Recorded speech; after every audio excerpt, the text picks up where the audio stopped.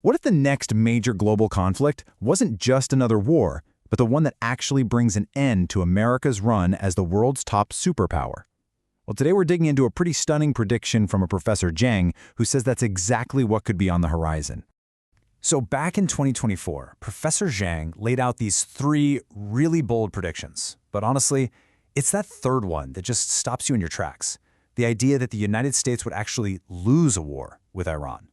We're going to break down his reasoning step by step to see how he thinks this could possibly happen. All right, to really get a grip on his logic, here's our roadmap. We're going to look at the military imbalance he talks about, the economic Achilles heel he thinks will be targeted, the pretty shocking reasons he gives for why a war would even start, and then the big finale, the complete reshuffling of the global order he predicts would come next. So how can anyone seriously make a claim like this? Well, according to Professor Zhang, it all boils down to one word: preparation. He argues that for the US, this might look like business as usual, but for Iran, he says this is the final chapter of a 20-year plan.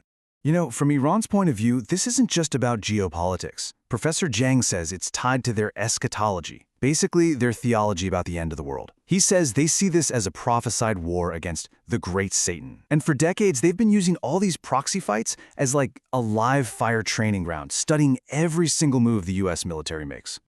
And that brings us to the real military meat of this argument. The idea is that the U.S. is geared up to fight the last war, a war of massive aircraft carriers and stealth jets, while Iran is ready to fight a completely different kind of war. He points to this incredible cost imbalance. It's a war of attrition, right? Iran can send out swarms of drones that cost, say, $50,000 a pop. Meanwhile, the U.S. has to fire multi-million-dollar missiles to take them down. It's like trying to fight a swarm of bees with diamond-tipped bullets. He says the math just doesn't work. It's totally unsustainable. And this right here, this is the nightmare scenario he talks about. Zhang points to this one reported incident where, get this, 11 interceptors were fired at one incoming missile, and every single one of them missed. That's not just a tactical blunder. That's an economic disaster in the span of about a minute. So you see, the goal isn't just to make the U.S. spend a ton of money and waste missiles. According to Zhang, the real target here is perception.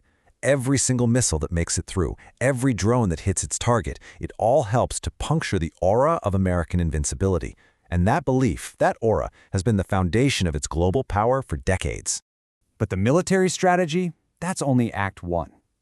Zhang argues the ultimate weapon in this conflict isn't a missile, it's economic.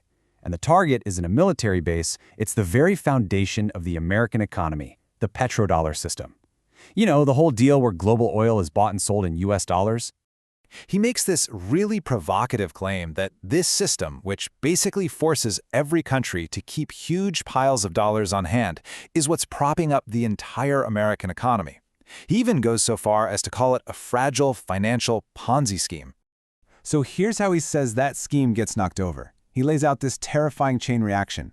And it doesn't even start with oil fields. No, he says it starts with something even more fundamental to the Gulf states, their water desalination plants. He calls them their lifeblood. I mean, look at these numbers. They're staggering. These countries get 60% of their fresh water from these plants, and they import 90% of their food. So if you cripple those plants, they can't function. And if they can't function, they can't export oil. And if that happens, that whole river of petrodollars they invest back into the U.S. market just dries up. Zhang argues that cash is what's floating the current AI bubble. And if it vanishes, the bubble doesn't just pop, it takes the whole economy down with it. Okay, this all leads to a massive, glaring question. If the stakes are this high, if the predicted outcome is this catastrophic, why on earth would any U.S. administration even think about starting this war? Professor Zhang doesn't give just one easy answer. The source lays out three really distinct possibilities he puts on the table, and they range from the purely psychological all the way to the deeply conspiratorial. So theory number one is just good old-fashioned hubris, the idea that past military wins have led to a dangerous sense of overconfidence. The second is a lot more direct, personal financial gain. He actually points to a $2 billion investment from Saudi Arabia into Jared Kushner's fund as a potential bribe to get the U.S. into a war. And the third is a classic political gambit. Start a war, declare emergency powers, and try to secure a third term. And this is where Zhang's theory takes its wildest turn. He calls it the eschatological factor. He claims that there are powerful secret societies, and he flat out names them, the Illuminati. They're actively pushing for this war. He alleges they believe this conflict is a necessary step in some kind of pre-written script to bring about the end times and create their version of heaven on earth. So, if we follow this entire chain of logic, from the military tactics to the economic attack to the wild political motivations, what is the final result? What's the endgame of this whole predicted conflict according to Zhang's analysis? In this scenario, the ultimate consequence isn't just a lost war. It's the complete collapse of the petrodollar system. That would effectively strip the US dollar of its status as the world's reserve currency, and pretty much pull the plug on the kind of American economic power we've seen for almost a century. And a shift like that would fundamentally redraw the entire map of global power. We would move from what's called a unipolar system, one dominated by the US, into a truly multipolar world, with several different powers all competing for influence. So, the real takeaway here is that Professor Zhang's prediction isn't just about a potential war. It's a complex model of a chain reaction, one that links military strategy to economic weakness and political ambition. And it leaves us with one final, pretty unsettling question.